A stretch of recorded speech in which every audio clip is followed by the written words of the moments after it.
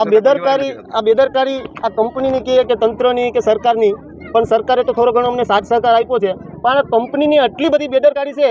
કે આજના આ પવિત્ર દિવસે અમારે બાળકોને લઈને અહીં બેઠવું પડ્યું છે રોડ પર ભણાવવા માટે। સ્કૂલ એવી કોઈ સ્કૂલ નથી રહેવા દીધી કંપનીએ, કે કોઈ આંગણવાડી કે કોઈ આરોગ્ય સેન્ટર કે પંચાયત કે ત્યાં લોકો બેસી શકે શાંતિથી કે બાળકો ભણી શકે, છતાં પણ આટલું બધું પ્રદૂષણ, આટલું બધું કોલસી અને જીપ્સમ આટલા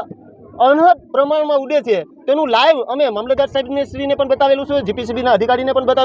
બતાવેલું છે કે અનહદ એના નિયમ કોઈ જીપીસીબીના પ્રોડ્યુસન બોર્ડના નિયમ 152 માંથી એક કઈ નિયમનું પાલન નથી કરતા, એક કઈ માંગ ન સંતોષાય તો આ જે પોઝિશન છે ને બાળકોને, એ જ પોઝિશન પર અમે કાયમી અહીંયા ભણાવ્યું,